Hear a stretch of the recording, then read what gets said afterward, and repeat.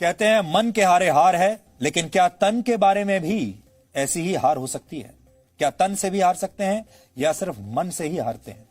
Japan के प्रधानमंत्री Shinzo Abe के साथ आज कुछ ऐसा ही हुआ है। वो अपने मन से तो नहीं हारे, लेकिन तन से हार गए। इसलिए आज हम कोरोना वायरस के इस दौर में तन से होने वाली हार का विश्लेषण करेंगे। जापान के प्रधानमंत्री शिंजो आबे 65 वर्ष के हैं और 65 वर्ष की उम्र में उन्होंने अपने पद से इस्तीफा दे दिया है। उन्होंने ये फैसला खराब स्वास्थ्य की वजह से किया है। शिंजो आबे को पेट में अल्सर है। वर्ष 2007 में वो पहली बार जापान के प्रधानमंत्री बने थे और तब भी इसी कारण एक वर्ष बाद उन्होंने अपना पद छोड़ दिया था, क्योंकि उनकी तबीयत ठीक नहीं थी। इसके बाद वर्ष 2012 में वो दोबारा जापान के प्रधानमंत्री बने। शिंजो आबे जापान में सबसे लंबे समय तक प्रधानमंत्री रह चुके हैं। जब वो दूसरी बार प्रधानमंत्री बने थे तो उससे पहले 6 वर्षों में जापान में 6 प्रधानमंत्री बदले जा चुके थे, लेकिन उनकी इस पुरानी बीमारी ने उन्हें एक बार फिर से अपना पद छोड़ने पर मजबूर कर दिया। सोचिए, बीमारी भी कैसी रही होगी कि उसने प्रधानमंत्री का पद छोड़ने पर मजबूर कर दिया।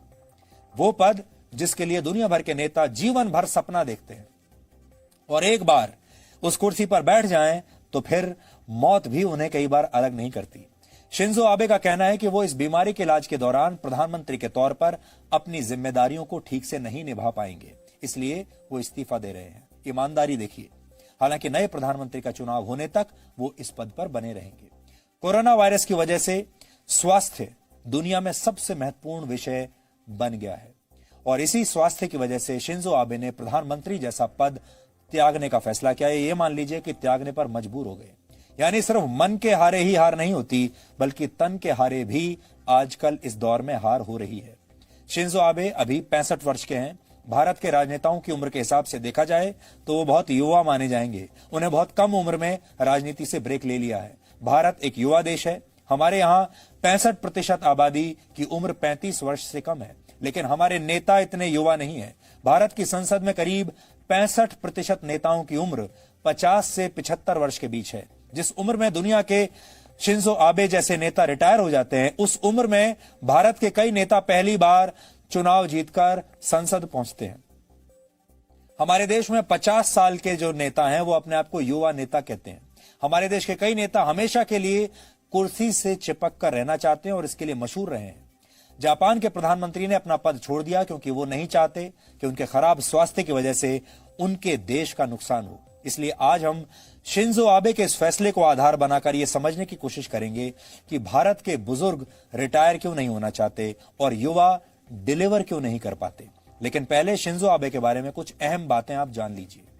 शिंजो आबे पिछले 8 वर्षों से लगातार जापान के प्रधानमंत्री हैं। जनता के बीच वो बहुत लोकप्रिय हैं। उन्हें एक शक्तिशाली और मजबूत इच्छा शक्ति वाला नेता माना जाता है, कमजोर नेता नहीं है। जापान की अर्थव्यवस्था को मजबूती प्रदान करने का श्रेय उन्हें ही दिया जाता है। शिंजो आबे ने 2012 में सत्ता में आने के बाद अर्थव्यवस्था में जो सुधार शुरू किए उन्हें आबेनॉमिक्स के नाम से जाना जाता है। ठीक वैसे ही जैसे प्रधानमंत्री नरेंद्र मोदी ने भारत की अर्थव्यवस्था में सुधार किए तो उसे मोदीनॉमिक्स कहा जाने लगा था। शिंजो आबे ने अमेरिका और भारत के साथ रिश्तों को बहुत मजबूत बनाया। आज की तारीख में उन्हें अमेरिका के राष्ट्रपति डोनाल्ड ट्रंप के सबसे अच्छे दोस्तों में गिना जाता है। शिंजो आबे की सबसे बड़ी उपलब्धि यह है कि वो लंबे समय तक सत्ता में बने रहे। जब कोई मजबूत नेता लंबे समय तक सत्ता में रहता है तो इससे उस देश में स्थिरता आती है। इसके अलावा उन्होंने जापान की सुरक्षा को मजबूत किया और सेना पर होने वाले खर्च को भी काफी बढ़ाया।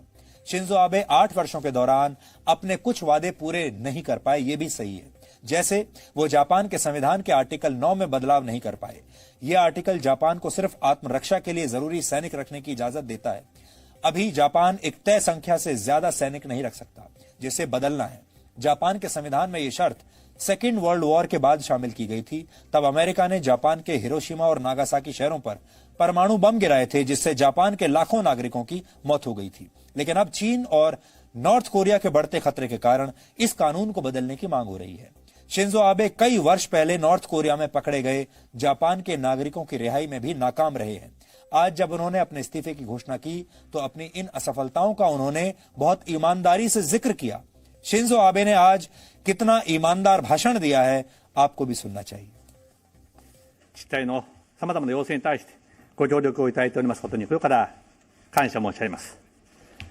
コロナウイルス対策につきましては、今年の1月から正体不明の敵と悪戦苦闘する中、少しでも感染を抑え、極力重症化を防ぎ、そして国民の命を守るため、その時々の危険の中で最善の努力を重ねてきたつもりであります。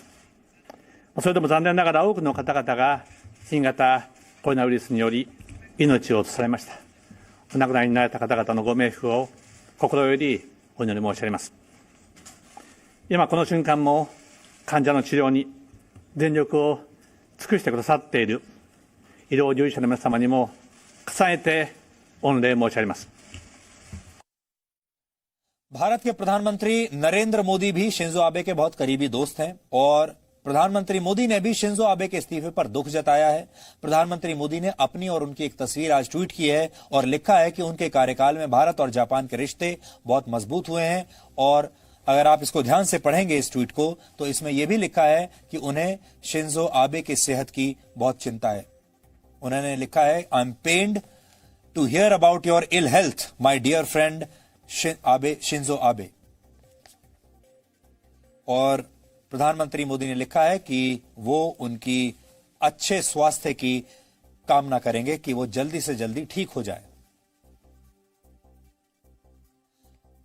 वर्ष 2015 में जब शिंजो आबे भारत आए थे तो भारत के प्रधानमंत्री मोदी ने उन्हें वाराणसी की गंगा आरती दिखाई थी। सफलता और असफलता जीवन का हिस्सा होती है। आप ये पहले तस्वीरें देखिए, ये उस जमाने की तस्वीरें हैं 2015 की, जब प्रधानमंत्री मोदी उन्हें वाराणसी लेकर गए थे और उन्हें गंगा आरती दिखाई थी।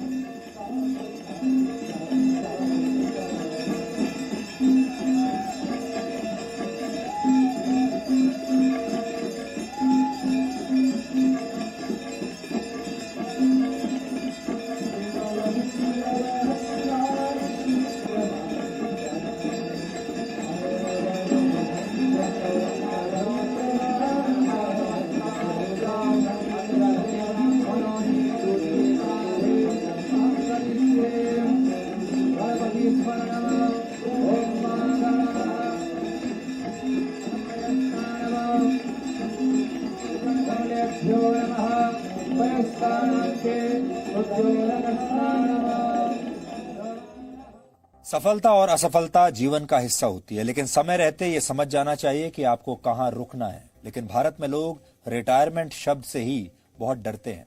भारत में कई ऐसे नेता हैं जिनकी उम्र बहुत अधिक हो चुकी है, स्वास्थ्य भी उनका साथ नहीं देता, लेकिन वो तब भी पार्टी पर या अपने पद पर अपनी पकड़ बनाकर रखना चाहते हैं और कुर्सी नहीं छोड़ना चाहते। जो नेता युवा हैं, उनमें से कई नेताओं का प्रदर्शन हमेशा सवालों के घेरे में रहता है। यानी बुजुर्ग नेता रिटायर नहीं होना चाहते और युवा नेता काम नहीं करना चाहते। कई बार ऐसी स्थिति में भारत जैसे देश फंस जाते हैं। किसी को भी यह गलतफहमी और घमंड नहीं होना चाहिए कि वो सदा के लिए है। समय बदलता रहता है और हमेशा एक राजनेता से बेहतर राजनेता आता है, एक कलाकार से बेहतर दूसरा कलाकार आता है और हमेशा किसी खिलाड़ी से बेहतर दूसरा खिलाड़ी आता है। समय का चक्र ऐसे ही चलता है। यह फिलॉसफी अमर होने की इच्छा से बिल्कुल विपरीत है। जब आप सही समय पर समझ जाते हैं कि रिटायर होने का यानी अलविदा कहने का समय आ गया है, तो आप दूसरों के लिए एक स्थान तो बनाते ही हैं, साथ ही लोगों के दिलों में भी आपके लिए पहले से ज्यादा स्थान बन जाता है। यानी लोगों के दिलों में जगह बनाने के लिए कई बार आपको अपनी जगह छोड़नी पड़ती है। अगर भारत की आप बात करें, हमारे देश में भी कुछ ऐसे नेता रहे हैं जिनका स्वास्थ्य बिगड़ता गया, लेकिन उन्होंने अपना पद नहीं छोड़ा। जम्मू कश्मीर के पूर्व मुख्यमंत्री मुफ्ती मोहम्मद सईद जब मुख्यमंत्री रहते हुए बीमार हुए, तब भी उन्होंने अपना पद नहीं छोड़ा। इसी दौरान उनकी मृत्यु हुई। इसी तरह तमिलनाडु की पूर्व मुख्यमंत्री के साथ जयललिता के साथ भी ऐसा ही हुआ। खराब स्वास्थ्य के बावजूद वो आखिरी समय तक तमिलनाडु के मुख्यमंत्री बनी रहीं और उन्होंने अपना पद अपनी मौत के साथ ही त्यागा। जबकि हाल ही में अगर आप देखें तो आपको दो उदाहरण ऐसे मिलते हैं जिनसे आप सीख सकते हैं। सुषमा स्वराज और अरुण जेटली दो ऐसे नेता हैं जो अपने स्वास्थ्य की वजह से जिन्होंने सही समय पर राजनीति को अलविदा कह दिया था और उन्होंने तय कर लिया था, वो ये बात को समझ गए थे कि अब उनका शरीर साथ नहीं दे रहा है।